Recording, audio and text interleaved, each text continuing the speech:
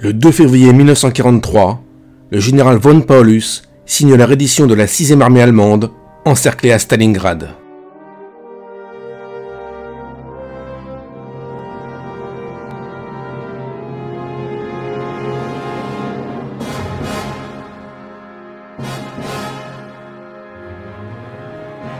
C'est la plus grave défaite subie par la Wehrmacht depuis le début de la Seconde Guerre mondiale. Toute l'Allemagne est sous le choc de cette déroute. Hitler lui-même commence à réaliser que le Troisième Reich peut perdre la guerre. Au mois de mars, les Soviétiques poursuivent leur avance, menaçant d'isoler les troupes allemandes situées dans le Caucase.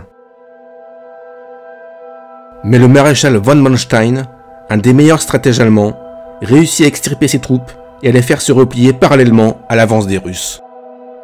Puis il regroupe ses blindés et leur fait faire un spectaculaire virage à 90 degrés vers le nord, surprenant les flancs de l'armée rouge. Il leur inflige une sévère défaite et reprend Kharkov, la 4e ville d'Union soviétique. Puis le front se stabilise, car la neige fondue de l'hiver rend impraticables les routes. Tous les officiers généraux, qu'ils soient russes ou allemands, voient alors se dessiner un gigantesque saillant autour de la ville de Koursk. C'est ici que va se dérouler la plus grande et la plus féroce de toutes les batailles de la Seconde Guerre mondiale.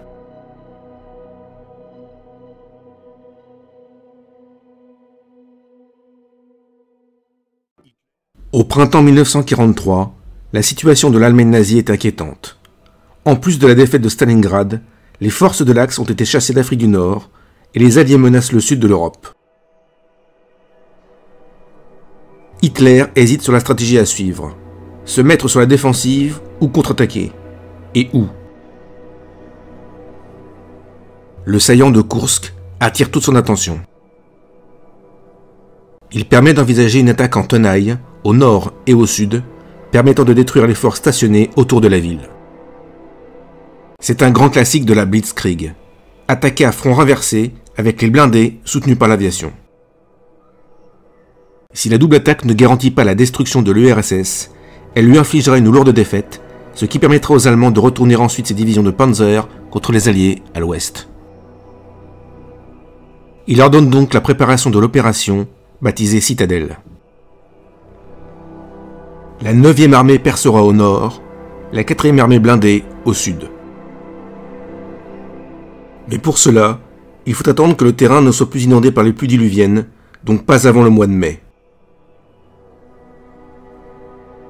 Or, Hitler repousse quelque temps après le début de l'opération au mois de juin. Il veut pouvoir utiliser les nouveaux chars Tigre et Panther. En effet, jusqu'ici, les blindés allemands ont toujours été surclassés par le remarquable char russe T-34. Les nouveaux tanks sont plus à même de lui faire face, mais leur mise au point a pris du retard. Les généraux allemands s'inquiètent. Plus l'offensive est retardée, moins l'effet de surprise, indispensable à la réussite de l'opération, est garanti. Mais Hitler a confiance dans ses nouveaux chars, le terrain autour de Koursk est plat et idéal pour les divisions Panzer, et le moral allemand reste élevé. Mais les retards de livraison se multiplient, si bien que la date de l'offensive est repoussée au 5 juillet. L'armée allemande y engage 50% de tous ses chars disponibles.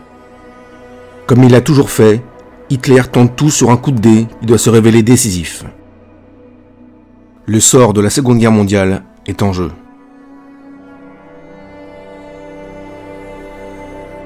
De son côté, l'état-major de l'armée rouge a lui aussi remarqué la forme si particulière du saillant de Koursk. Depuis 2 ans qu'ils combattent la Wehrmacht, les généraux russes ont appris à bien connaître leur ennemi. Ils devinent que les Allemands vont lancer une attaque en tenaille. Conscients de la supériorité tactique allemande, ils décident de construire de gigantesques retranchements sur les axes supposés de l'attaque, afin d'user les divisions de Panzer, puis de lancer ensuite 2 contre-attaques au nord et au sud, afin de les contraindre à la retraite. La région de Koursk reçoit donc en priorité toutes les divisions d'infanterie disponibles. Des milliers de canons sont placés sur les axes stratégiques. La population locale est mise à contribution pour creuser des tranchées, des abris et des fossés anti-chars. Des centaines de milliers de mètres cubes de terre sont retournés. La ceinture défensive est divisée en 3 lignes de défense successives, elles-mêmes composées chacune de 3 à 4 lignes de tranchées. Les points stratégiques sont couverts par de gigantesques champs de mines, des milliers de canons et de mortiers sont camouflés, et des lignes mitrailleuses balayent la zone d'attaque. En outre, une ligne de défense est créée à la base du saillant, au cas où les Allemands réussiraient leur percée, et sur laquelle les troupes pourront se replier. Enfin, une 5e ligne est prévue pour empêcher une exploitation et barrer la route de Moscou. 5500 km de tranchées ont été creusés.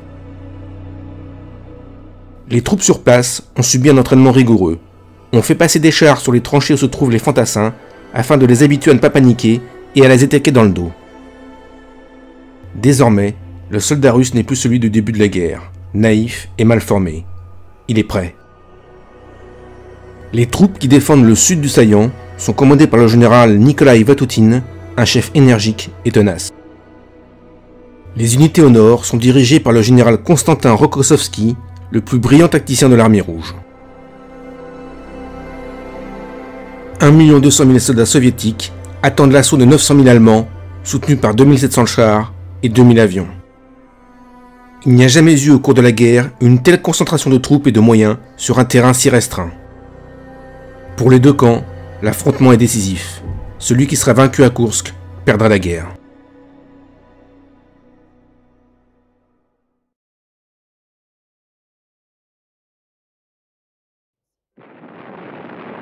À 2 h du matin, les soviétiques déclenchent un tir d'artillerie préventif sur les positions de départ allemandes. En effet, un réseau d'espionnage les a informés de l'heure précise de l'attaque allemande. Les Allemands, ébranlés par ce bombardement, lancent leurs assauts avec plus de 2 heures de retard. Et lorsqu'ils atteignent les premières lignes ennemies, ils doivent faire face à une résistance farouche. Des champs de mines ralentissent leur progression et l'artillerie anti-char russe, bien camouflée, leur inflige de lourdes pertes. Les soldats de la Wehrmacht comprennent que l'effet de surprise est totalement raté. La percée au nord, qui doit être effectuée par la 9e armée, est littéralement clouée sur place dès le premier jour. Rokossovski a parfaitement anticipé les axes d'attaque, son artillerie fait des ravages dans les rangs allemands.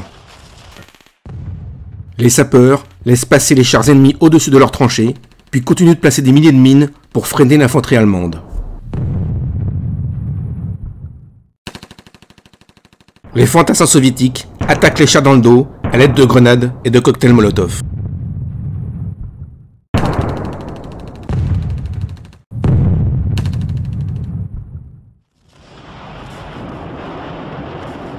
Dans le ciel, les bombardiers en piqué Sturmovik s'acharnent sur les colonnes allemandes. Le premier jour, la 9e armée n'a avancé que de 5 km, bordant à peine la première ligne ennemie. Les jours suivants, son avance se réduit à quelques centaines de mètres.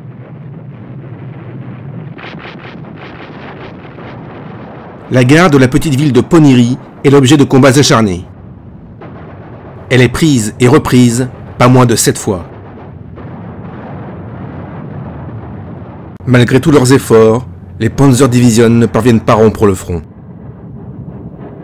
Au sud, la 4e armée est plus puissante que son homologue au nord. Elle dispose notamment de 3 redoutables divisions Panzer SS, dont l'ardeur au combat n'a d'égal que la férocité. Elle parvient à s'emparer de la première ligne de défense au soir du 5 juillet. Mais le lendemain, elle est attaquée sur ses flancs par les réserves soviétiques qui ralentissent sa poussée. Comme au nord, les pionniers russes prennent des risques considérables en enterrant des milliers de mines au milieu des combats. Quant aux nouveaux chars Tigre et Panther, ils sont victimes de nombreuses pannes du fait de leur manque de mise au point.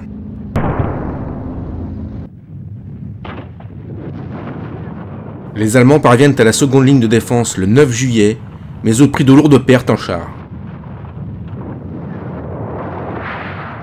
Les Soviétiques, eux, se sont repliés en bon ordre, sans perdre de matériel et sans laisser de prisonniers. Le 11 juillet, à force d'obstination, 2 corps blindés parviennent jusqu'à la 3e ligne, mais ils ont perdu presque la moitié de leurs effectifs. Et Koursk semble encore bien loin.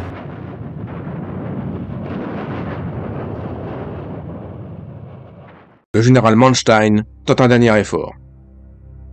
Il ordonne aux 3 divisions Panzer SS de prendre la petite ville de Prokhorovka, clé de voûte de la 3e ligne.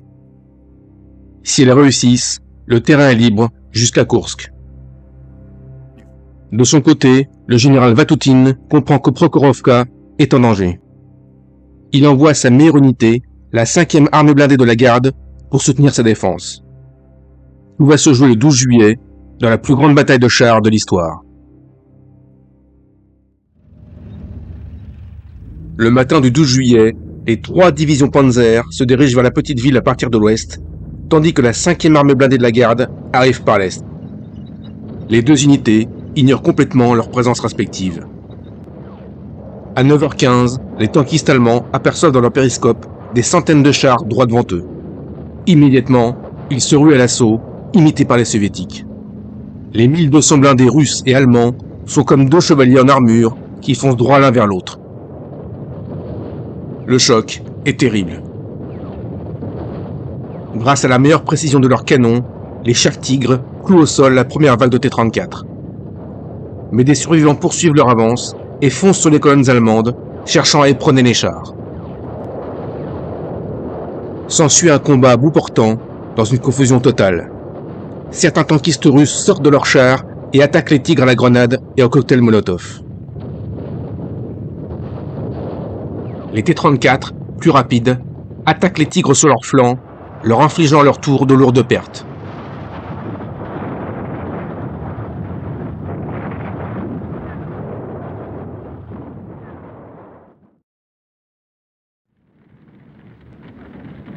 Le lendemain, un pilote français de l'escadrille Normandie-Niemen survole le champ de bataille. À perte de vue, il aperçoit des centaines de carcasses de chars calcinés. Plus de 500 blindés ont été détruits et plus de 1000 endommagés.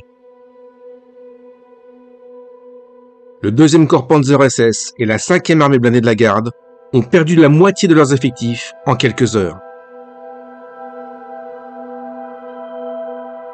Les Allemands comprennent qu'ils ne prendront plus Koursk.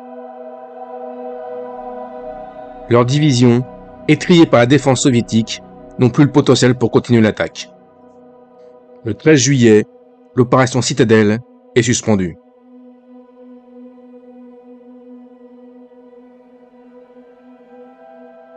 Le lendemain, les soviétiques contre-attaquent au nord et au sud du saillant. La Wehrmacht doit abandonner en quelques heures le terrain si chèrement acquis.